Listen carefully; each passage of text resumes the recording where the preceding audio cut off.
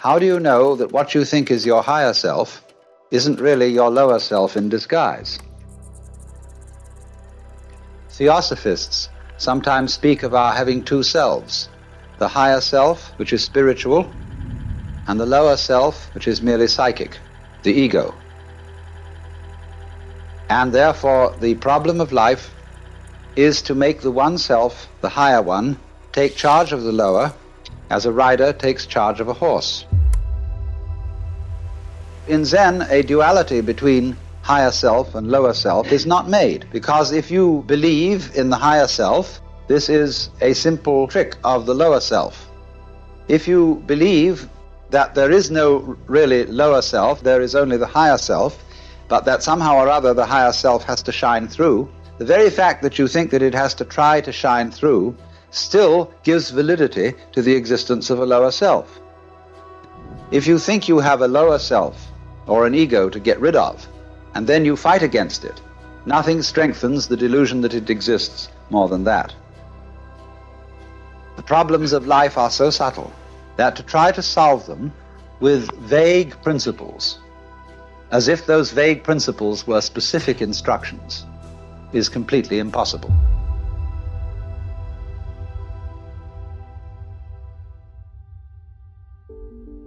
So this tremendous schizophrenia in human beings of thinking that they are rider and horse, soul in command of body, or will in command of passions, wrestling with them, all that kind of split thinking simply aggravates the problem.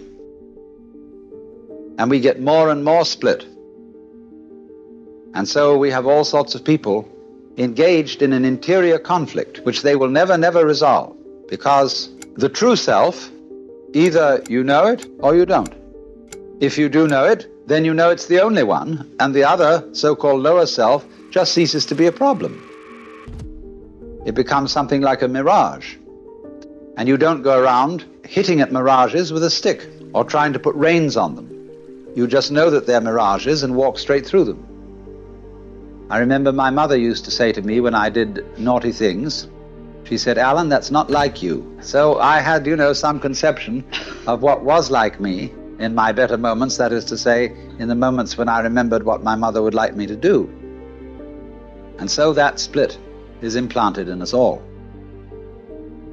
And because of our being split-minded, we are always dithering.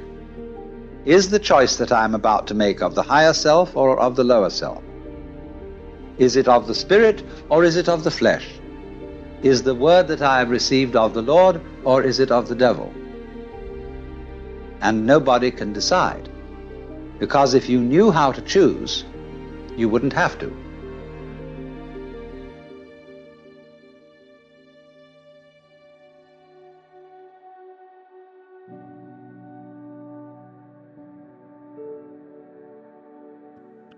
A Taoist saying is that when the wrong man uses the right means work in the wrong way. So what are you to do? How can you get off it and get moving? Fundamentally, of course, you have to be surprised into it. Winthrop Sargent, not so long ago, interviewed a great Zen priest in Kyoto who posed to him the question, "Who are you?" And he said, "Well, I'm Winthrop Sargent." And the priest laughed. "No," he said, "I don't mean that. I mean, who are you really?" Well, then he went into all sorts of abstractions about his being a particular human being and so on, who was a journalist and so on, and the priest just laughed and said no. Then the priest just tossed off the conversation, and a little later made a joke, and Sargent laughed. And he said, "There you are!" So in the same way, if I say to you, "Good morning," you say, "Good morning. Nice day, isn't it?" "Yes." Or if I hit you, boom, you say, "Ouch." And you don't stop to hesitate to give these answers and these responses. You don't think about it when I say good morning. So in exactly the same way, that kind of response, which doesn't have to be a deliberate response, a response of a no deliberating mind, is a response of a Buddha mind or an unattached mind. But you must not imagine that this is necessarily a quick response. Because if you get hung up on the idea of responding quickly, the idea of quickness will be itself a form of obstruction.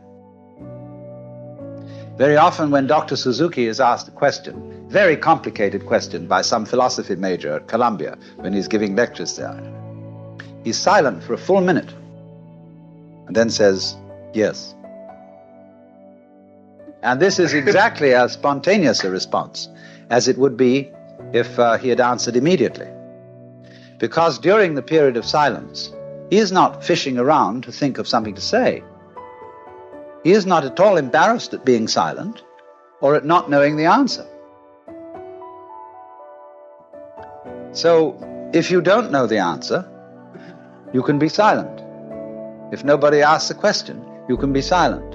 There's no need to be embarrassed about it or to be stuck on it. But you cannot overcome being stuck if you think that somehow you would be guilty if you were stuck. When you are perfectly free to feel stuck or not stuck, then you're unstuck.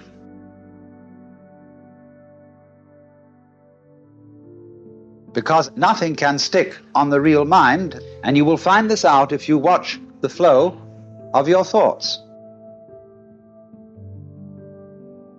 And those thoughts arise and go like waves on the water. All the time, they come and go. And when they go, they are as if they had never been here. So actually, this shows your mind doesn't stick. Really. You can get the illusion of it sticking by, for example, cycling the same succession of thoughts over and over again. And that gives a sense of permanence in the same way as when you revolve a cigarette butt in the dark. You get the illusion of there being a solid circle, although there is only the single point of fire. And it is from this connecting of thoughts that we get the sensation that behind our thoughts there is a thinker who controls them and experiences them. Although the notion that there is a thinker is just one member in the stream of thoughts. And if this happens regularly enough and long enough, you get the illusion of there being someone who thinks, apart from the stream of thoughts which come and go, the stream of experiences. And we use such absurd phrases, not only as thinking our thoughts, but feeling our feelings, seeing sights and hearing sounds. But you must understand, it is perfectly obvious that seeing a sight is seeing. Hearing a sound is hearing. Feeling a feeling is feeling. So in the same way, thinking a thought is thinking. But you get split-minded, you see, and so you get I and me, and the I who ought to or must control me as a sensation of some real entity that stands aside from thoughts and chooses among them, controls them, regulates them, and so on. It's very important to get rid of that illusion of duality between the thinker and the thought. So find out who is the thinker behind the thought. Who is the real, genuine you?